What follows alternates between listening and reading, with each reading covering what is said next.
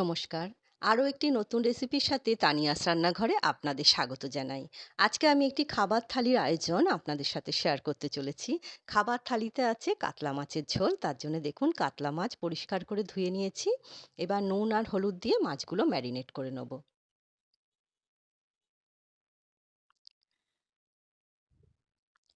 মাছগুলো দেখুন ম্যারিনেট করে নেওয়া হয়ে গেছে। একটু পাশে রেখে দিচ্ছি। চলুন একটা মসলা তৈরি করে নিই। একটা বাটি নিলাম, এর মধ্যে ১ চামচের মতো গ্রেট করা আদা, কিছু কাঁচা লঙ্কা গ্রেট করে নিয়েছি, স্বাদ অনুসারে নুন, হলুদ আর দিচ্ছি কাশ্মীরি লঙ্কার গুঁড়ো। আপনারা কতটা কালার পছন্দ করেন সেই বুঝেই কাশ্মীরি লঙ্কার গুঁড়োটা ব্যবহার করতে হবে। এবার জল দিয়ে গুলে ঢাকা দিয়ে মসলাটা তৈরি করে রেখে দিলাম। ওদিকে দেখুন তেল গরম বসিয়ে দিয়েছিলাম। তেল খুব ভালো মতো গরম হয়ে গেছে। মাছগুলো দিয়ে দিচ্ছি ভাজার জন্যে। এপিঠ ওপিঠ করে উল্টে দেখুন কড়া করে মাছগুলো ভেজে নিলাম। এই মাছগুলো তুলে নিচ্ছি। বাদবাকি যে মাছগুলো আছে সেগুলোও দিয়ে দিচ্ছি ভাজার জন্যে। সব মাছগুলো ভেজে নেওয়া হয়ে গেছে। ওই তেলের মধ্যেই লম্বা লম্বা করে আলু কেটে রেখেছিলাম, আলুগুলো দিয়ে দিলাম ভাজার জন্যে। দেখুন আলুগুলোও ভেজে নেওয়া হয়ে গেছে, আলুগুলো তুলে নিচ্ছি। আলুগুলো তুলে নিলাম। গ্যাসের ফ্লেম কিন্তু এই পর্যায়ে একদম লোতে করে দিয়েছি। ১ চামচের মতো দিলাম জিরে আর সামান্য একটুখানি হিং। হিংটা ফোড়নে দিয়ে খানিকক্ষণ একটুখানি কয়েক সেকেন্ড মতো নাড়াচাড়া করেই একটা টমেটো কেটে রেখেছিলাম সেটা দিয়ে দিলাম। এবার টমেটোটা যতক্ষণ না নরম হচ্ছে একটু অপেক্ষা করব। দেখুন টমেটোটা অনেকটাই নরম হয়ে এসছে। এবার যে মসলাটা তৈরি করেছিলাম সেই মসলাটা আমি এর মধ্যে দিয়ে দিচ্ছি। বাটিতে একটু জল দিয়ে সেই জলটাও দিয়ে দিলাম। সমস্ত কিছু ভালো করে মিশিয়ে খানিকক্ষণের জন্য ঢাকা দিয়ে দেবো। খানিকক্ষণের জন্য ঢাকা দিয়ে রেখেছিলাম। এবার যে আলুটা ভেজে রেখেছিলাম সেটা দিলাম। এবার সমস্ত কিছু ভালো করে মিশিয়ে ঢাকা দিয়ে একটু রান্নাটা হতে দিচ্ছি। খানিকক্ষণের জন্য রান্নাটা করে নিলাম। এবার ঢাকাটা খুলছি। আলুটা কিন্তু অনেকটাই সেদ্ধ হয়ে গেছে।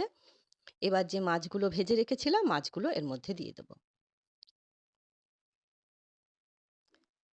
মাছগুলো দিয়ে দিলাম। এবার পরিমাণ মতো জল দিচ্ছি। দিয়ে সমস্ত কিছু খুব ভালো করে মিশিয়ে ঢাকা দিয়ে রান্নাটা হতে দেবো। ঢাকা দিয়ে দিলাম। রান্নাটা দেখুন প্রায় হয়ে এসছে। আমি এতটা পরিমাণে ঝোল রাখবো। ২ টো কাঁচা লঙ্কা চিড়ে দিলাম। তৈরি হয়ে গেল কাতলা মাছের পাতলা ঝোল। এই রেসিপিটা না খুব সুন্দর। আপনারা কিন্তু ট্রাই করে দেখতে পারেন। আর আমি গরম মসলা ব্যবহার করিনি, কারণ হিঙের যে গন্ধটা আছে সেটা কিন্তু নষ্ট হয়ে যাবে। এবার আমি পরিবেশন করব। একটা থালার মধ্যে নিচ্ছি ১ বাটি গরম ভাত, নিচ্ছি একটা কাঁচা লঙ্কা, ১ টুকরো পাতিলেবু। আর নিলাম ২ টুকরো শসা। করেছিলাম লাল শাক ভাজা। আগে বাদামটা ভেজে তুলে নিয়েছি। তারপর ৫ ফোড়ন ফোড়নে দিয়ে লাল শাকটা দিলাম। রান্নাটা যখন প্রায় হয়ে এসছে তখন ভেজে রাখা বাদামটা আর একটু পোস্ত ছড়িয়ে খানিকক্ষণ একটুখানি নাড়াচাড়া করে নামিয়ে নিলেই কিন্তু লাল শাক ভাজাটা তৈরি হয়ে যাবে। আর করেছিলাম মাছের তেলের বড়া। একদম ঝিরিঝিরি করে লঙ্কা কুচিয়ে নিয়েছি, নুন, হলুদ আর একটু চালের গুঁড়ো দিয়ে মেখে বড়াটা ভেজে নিয়েছি।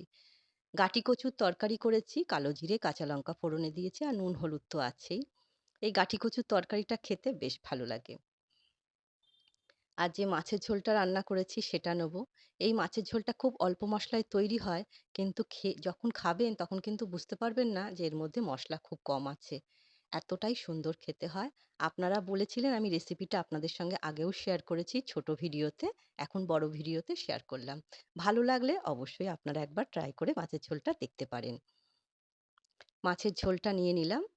আর শেষ পাতে খাওয়ার জন্য আছে টক দই আর ১ গ্লাস জল তো আছেই। আজকের এই আয়োজন আপনাদের কেমন লাগলো ছোট্ট একটা কমেন্ট করে অবশ্যই জানাবেন। আজ তবে এই পর্যন্তই। দেখা হবে পরের একটি নতুন রেসিপির সাথে। সবাই সুস্থ থাকবেন, ভালো থাকবেন।